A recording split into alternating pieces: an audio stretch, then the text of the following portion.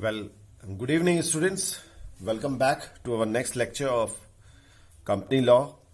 Up till now, students, we have discussed the syllabus in our previous lectures, and we have done these few of the couple of slides, wherein we have discussed the definition, few of the definitions of company law, what the company is all about. You can go through the previous first or second lecture.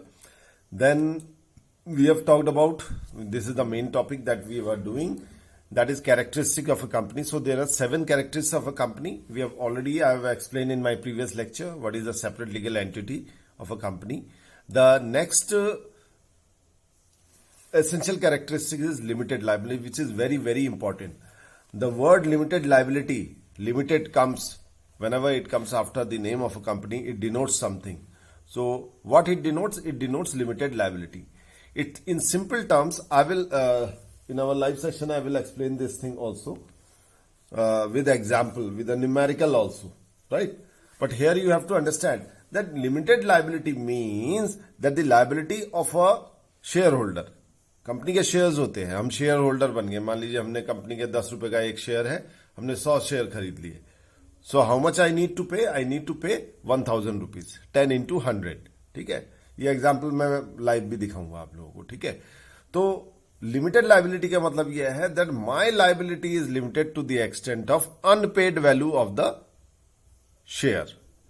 यानी कि share खरीदने के लिए जो मुझे पैसे देने हैं कंपनी को, अगर उस पर पैसा बकाया है तो जो बकाया पैसा है वही मेरी लाइबिलिटी है. And if the shares are fully paid then my liability is nil. तब मुझे कंपनी को कोई भी पैसा देने की आवश्यकता नहीं है. शेयर होल्डर्स शेयर खरीदते हैं बच्चों, ठीक है, बट ये शेयर के खरीदने के लिए जो पैसा दिया जाता है वो एक साथ नहीं देती. ठीक है, so there is a system of call, जैसे first call, second call, third call होती है. अब एक एग्जाम्पल मैं दे रहा हूं, ध्यान से सुनिए, the whole story will be clear. मान लीजिए 10 रुपए का एक शेयर है. The each of the share it cost ₹10. And if I purchase 100 shares, so how much I need to pay? I need to pay ₹1000 to the company in order to buy 100 shares of that particular company, right? 10 into 100, 1000 rupees, right? Now, this whole 1000 the company is not going to take at once. एक साथ नहीं लेगी. Let's say there is a first call and the company asks for ₹4 per share. ठीक है, 100 share 4 रुपए के हिसाब से कितना देना है मुझे फर्स्ट कॉल में? 400 रुपीज. बकाया कितना बचा हमें जो कंपनी को देना है? 600 रुपए. ठीक है, now there is a second call. ठीक है, in second call also company again ask for ₹4 per share. तो मैं फिर से कितना दूंगा कंपनी को? 4 into 100, 400. तो प्रीवियस 400, दिस 400, तो कंपनी के पास कितने पहुंच गए? 800. Now how much remains? ₹200, क्योंकि 1000 रुपीज हमें देना है. तो ये जो 200 रुपए है, this is the unpaid value of the shares. Now at this stage if the company goes into liquidation, company बंद होती है या किसी भी कारण से कंपनी को क्लोज डाउन करना पड़ता है, तो कंपनी मेरे से केवल और केवल 200 रुपए ही मांग सकती है. उससे कुछ भी ज्यादा मुझे कंपनी को देने की आवश्यकता नहीं है, और इसी को हम लिमिटेड लाइबिलिटी कहते हैं. यानी कि जो शेयर्स पे बकाया राशि होती है, the remaining amount of the share which remains to be paid by a share holder, that is the limited liability.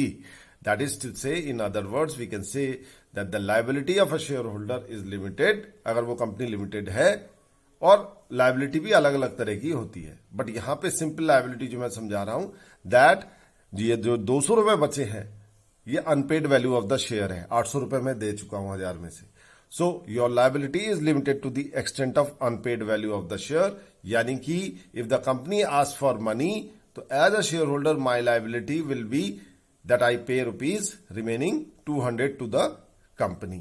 So the advantage of limited liability of business debt is one of the principal advantages of doing business by forming a company. देखिए, company की liability है. किसी भी share holder को कुछ भी देने की आवश्यकता नहीं है. शेयर होल्डर को केवल unpaid value of the shares ही देना होता है. और अगर शेयर्स फुल्ली पेड है, मान लीजिए मैंने 10 शेयर 100 शेयर्स 10 रुपीज के हिसाब से खरीदे थे, सो आई नीड टू पे ₹1000 एंड नो मोर. और अगर मैंने पूरे 1000 रुपए दे दिए हैं, तो कंपनी को मेरी तरफ से, मतलब मुझे कोई भी पैसे देने की आवश्यकता नहीं है, and my liability will be nil. So the company may be called a limited by shares or company limited by guarantee. Company generally दो तरह की होती है बच्चों, company limited by shares and company limited by guarantee, right? So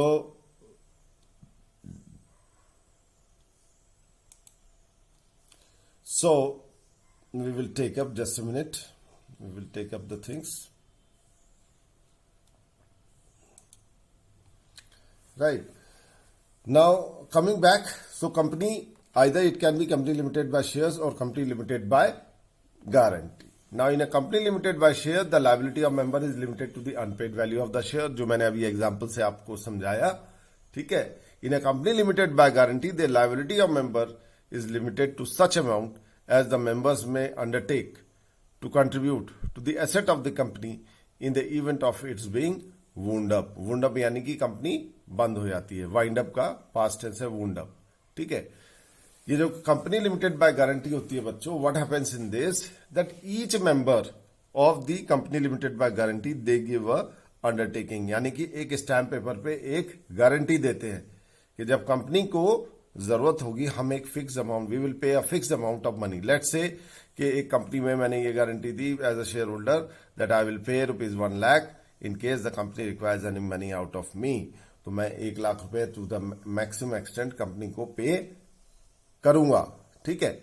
but यहां पे मैं एक चीज बता दूं कि ये जो गारंटी दी जाती है शेयर होल्डर्स के द्वारा, ये तब मांगी जाएगी जब कंपनी के पास एक्सटर्नल डेब्ट चुकाने के पैसे चाहिए या कंपनी बंद होने के कगार पे आ गई है, तब देने पड़ेंगे, ठीक है? और when ever the company requires I can, और ये जरूरी नहीं है कि 1 लाख रुपए कंपनी एक साथ ही मांग ले, पार्शियली भी मांग सकती है. So company limited by shares में शेयर्स खरीदे जाते हैं और जो शेयर होल्डर की लायबिलिटी है that is limited to the extent of unpaid value of the share. Whereas in case of company limited by guarantee, each member or shareholder, they give a guarantee that in case the company requires any money, let's say, so I will pay ₹1 lakh or whatever amount is mentioned in that guarantee paper, that I will pay this much amount of money to the company in case it is wounded up or whenever the company requires it. तो ये limited company दो तरह की हो सकती है जो आपको समझना है. एक कंपनी लिमिटेड बाय गारंटी होगी, एक कंपनी लिमिटेड बाय शेयर्स होगी और दूसरी होगी company limited by guarantee. So next is your third is perpetual succession. Perpetual का मतलब होता है निरंतर, यानी कि लगातार. कंपनी एक बार फॉर्म हो गई बच्चों तो it will never be obstructed. Company एक लीगल आर्टिफिशियल पर्सन है और एक बार कंपनी का जन्म हो गया तो किसी भी सूरत में कंपनी बंद नहीं हो सकती. It will continue unless it is put to an end by a process of law which is called as winding up of the company. Company के जन्म को कहते हैं incorporation of the company, that is the formation of the company, and to put to an end the life of the company that is called as winding up of the company. Except these two, except winding up, there can be no other process by which the company's continuity can be broken. So that's why this is one of the essential features, perpetual succession, कि company की निरंतरता, perpetuality is maintained. Nothing can obstruct the functioning of a company unless it is legally winded up. So a company is a juristic person, यानी legal person with a perpetual succession. As such, it never dies, nor does its life depend on the life of its members. Members का मतलब है, देखिए बच्चों, दो word use होते हैं interchangeably. Either you may call member और shareholder, दोनों का मतलब एक ही है, ठीक है? Depending upon how you use it, member और shareholder are the same. So member और शेयर होल्डर्स की लाइफ के ऊपर कंपनी की लाइफ डिपेंड नहीं करती. अगर मान लीजिए शेयर होल्डर बैंकरप्ट हो जाते हैं, उनकी डेथ हो जाती है, इन चीजों का कंपनी के परपेचुअलिटी पे, यानी कि कंपनी की एग्जिस्टेंस पे there is no effect at all. So thus it is not in manner affected by insolvency, mental disorder or retirement of any of its member. Member के साथ कुछ भी हो, कंपनी की कंटिन्यूटी विल बी मेंटेन्ड, उस पर कोई असर नहीं होगा. दैट्स वाई ये बोल्ड में लिखा है, it is created by a process of law. That process of law is called as incorporation of the company and can be put to an end only by a process of law which is called as winding up of the company. In between कुछ भी company को नहीं हो सकता. Members may come and go, but the company can go on forever until it is dissolved. Dissolution बोल लीजिए, 2-3 word use होते हैं कंपनी को बंद करने के, जैसे dissolution of the company, liquidation of the company, winding of the company, ये 3 चीजें हैं जो इंटरचेंजेबली यूज होते हैं. That means the same. ठीक है. So it continues to exist even if all its members are dead. ये एक एग्जाम्पल के तौर पे, क्योंकि बच्चों एक चीज मैं आपको बताऊं कि पहले जैसे मैंने इनिशियली बताया था कि इंडिया में जितने भी लॉज हैं वो देवर ऑल गिवन बाय ब्रिटिशर्स. बाद में थोड़ा बहुत हमने मॉडिफाई करके उसको अपने हिसाब से ढाला. So English laws they are the basis of our company law. ठीक है.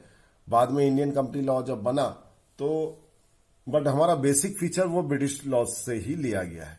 ठीक है. सो परपेचुअल सक्सेशन का मतलब है that the company will maintain its continuity unless it is winding legally winded up. उसकी कंटिन्यूटी मेंटेन रहेगी. That's it. So we will end our lecture here and further we will continue in the next lecture.